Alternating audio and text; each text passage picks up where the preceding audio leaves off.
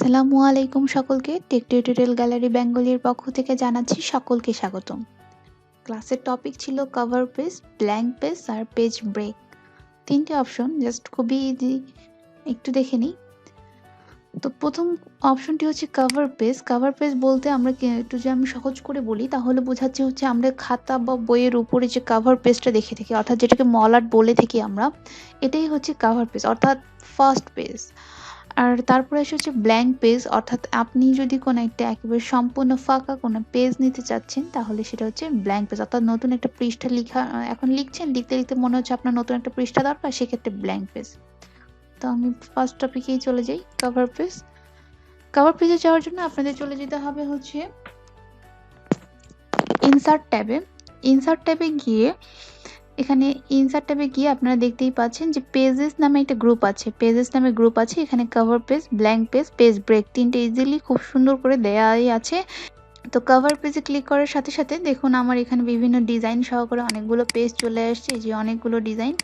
আপনাদের যে ডিজাইনটা এখান থেকে ভালো লাগবে বা প্রয়োজন সেই ডিজাইনটি জাস্ট এখান থেকে ক্লিক করে নেবেন। আমি যেকোনো একটাতে ক্লিক করে নিলাম। ওকে? তো একটা জিনিস খেয়াল করে দেখুন, আমার কিন্তু এই পেজটাই ফার্স্ট পেজ ছিল, অর্থাৎ ১ নাম্বার পেজ ছিল এটি। আবার দেখুন আমার কিন্তু বর্তমানে ১ নাম্বার পেজ এই কভার পেজটি। ঠিক আছে? এখানে কভার পেজের এখানে দেখুন ডেট লিখা আছে। এর পাশে একটি ক্লিক করার সাথে সাথে ড্রপ ডাউন চলে আসবে। আপনাদের এখান থেকে যদি আজকের তারিখ প্রয়োজন তাহলে আজকের তারিখ, না হলে যে তারিখটি আপনার প্রয়োজন হবে জাস্ট সেটাতে ক্লিক করে নিন, সেই তারিখটি চলে আসবে। ডকুমেন্ট টাইটেল আছে, ডকুমেন্ট টাইটেলে ক্লিক করার পরে আপনি কি বিষয়ে আপনার অ্যাসাইনমেন্টটি তৈরি করছেন বা হচ্ছে আপনি কি বিষয়ে লিখছেন সেটি। ঠিক আছে? ডকুমেন্ট টাইটেল লিখি। যেমন আপনি যদি গ্রামার লিখে থাকেন, গ্রামার সম্পর্কে কোনো বই লিখছেন তাহলে গ্রামার। এখন আপনি গ্রামারের সাবটাইটেল অর্থাৎ কোন বিষয়টি সম্পর্কে এখন আপনি পড়াতে চাচ্ছেন। ধরে নিন টেন্স। ওকে?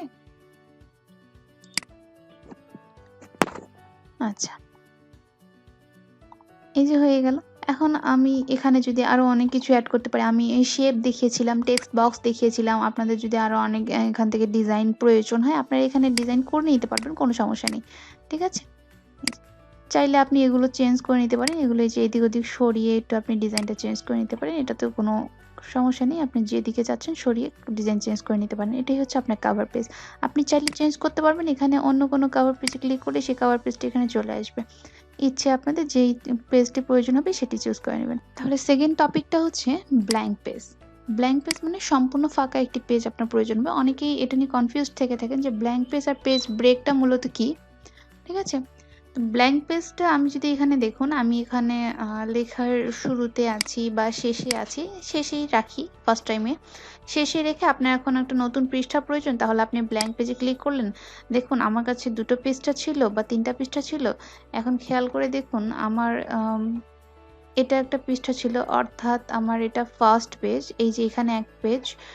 তারপরে আমি এখানে আসি, এটা ২ নাম্বার পেজ। এটা কিন্তু ৩ নাম্বার পেজ। ঠিক আছে? আমি কভার পেজ এর পরে আমি আবার এখানে ব্ল্যাঙ্ক পেজ নিয়েছি বিধায় কিন্তু আমার এখানে নতুন আরেকটি পেজ চলে এসেছে। এটা একটু খেয়াল করবেন। তাহলে ব্ল্যাঙ্ক পেজটা আসলো কোথায়? শেষে আসলো। এখন আপনি ধরে নিন আপনি পেজ ব্রেক করবেন। ওকে?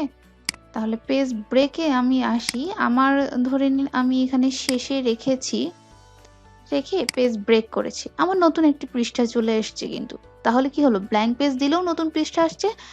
কভার পেজ পেজ ব্রেক করলেও কিন্তু আপনার নতুন পৃষ্ঠা আসছে। ব্ল্যাঙ্ক পেজ নিন বা পেজ ব্রেক করুন, নতুন পৃষ্ঠা আসছে। কিন্তু দুটোর মধ্যে একটু পার্থক্য আছে। পার্থক্যটা একটু দেখিয়ে দিই এখন। ধরে নিন আমার এখানে এন্ড এর পরে ব্রাউজ লেখা আছে। আমি এখানে জাস্ট একটা ক্লিক করলাম।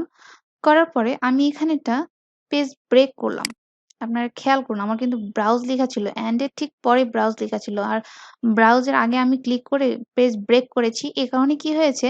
ওই জায়গা থেকে পেজটি ব্রেক হয়ে গিয়ে, অর্থাৎ ওই লেখাটি কি হয়েছে? পরের পেজে চলে গিয়েছে। অর্থাৎ নতুন একটা পেজ এসেওছে এবং সেই পেজের মধ্যে আমার লেখাগুলো সব চলে গিয়েছে। ওখান থেকে ঠিক পরের লেখাগুলো পরের পেজে চলে গিয়েছে।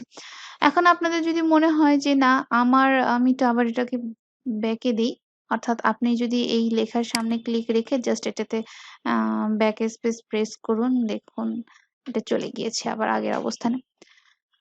তো আমার এখন মনে হচ্ছে আমি এইখানে ব্রাউজের পাশে এখানে ব্রাউজে ক্লিক রেখে জাস্ট আপনি এখন ব্ল্যাংক পেজে ক্লিক করবেন।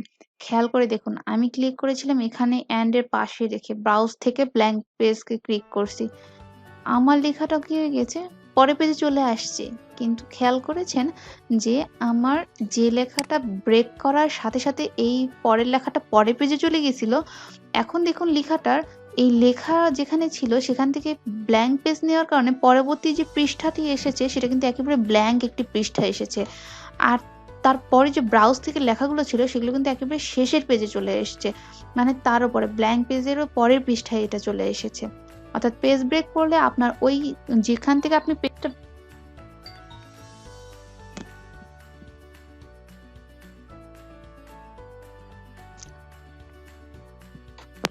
অর্থাৎ ব্ল্যাংক পেজ আর কভার পেজের মধ্যে পার্থক্য এটাই যে আপনি যেখান থেকে ক্লিক করে ব্ল্যাংক পেজে ক্লিক করেছেন, যেখানে ক্লিক রেখে ব্ল্যাংক পেজে ক্লিক করেছেন যে লেখাটার মাঝখানে রেখে ওখান থেকে কিন্তু আপনার কি হয়ে গেছে একটা নতুন পৃষ্ঠায় এসে বাকি লেখাগুলো তারও পরের পৃষ্ঠায় চলে গেছে। আর যদি আপনার কি হয়েছিল, যদি আপনি কোনো একটা লেখার মাঝখানে ক্লিক রেখে এই যে যেমন কম্পিউটারের আগে ক্লিক রেখে আপনি যদি পেজ ব্রেক করেন তাহলে ওই লেখাটা কি হবে পরের পৃষ্ঠায় চলে আসবে। অর্থাৎ এখানে ক্লিক রেখে কম্পিউটারের পর থেকে ব্রেক করেছি বলে কম্পিউটার লেখাটা কি হয়েছে পরের পৃষ্ঠায় চলে আসছে। এর মাঝখানে কিন্তু আর কোনো ব্ল্যাংক পেজ নেই। ব্ল্যাংক পেজ নিলে এর মাঝখানে একটা ব্ল্যাংক পেজ চলে আসতো ২ পৃষ্ঠার মাঝখানে। কিন্তু সেটা কিন্তু এখানে নেই। এটাই হচ্ছে কভার পেজ এবং ব্ল্যাংক পেজ আর হচ্ছে পেজ ব্রেকের এই ৩ টার পার্থক্য। আশা করছি বুঝতে পেরেছেন। আর যদি বুঝতে না পেরে থাকেন কোনো একটা অপশন নিয়ে যদি আপনাদের সমস্যা হয়ে থাকে তাহলে অবশ্যই আমাকে কমেন্টসে জানাবেন। আমি চেষ্টা করব আপনাদের কমেন্টসে অ্যান্সার দেওয়ার জন্য। আর যদি আপনি আমার চ্যানেলে আজকেই নতুন হয়ে থাকেন তাহলে অবশ্যই সাবস্ক্রাইব করবেন এবং ভিডিওটি লাইক, কমেন্ট এবং শেয়ার করবেন। আর আমার পূর্বের ভিডিওগুলো অবশ্যই দেখে নিবেন তাহলে পূর্বে মাইক্রোসফট ওয়ার্ডের সমস্ত ক্লাসগুলো আপনি বুঝতে পারবেন। তো ধন্যবাদ সকলকে এতক্ষণ আমার ক্লাসটি দেখার জন্য। Thanks for watching.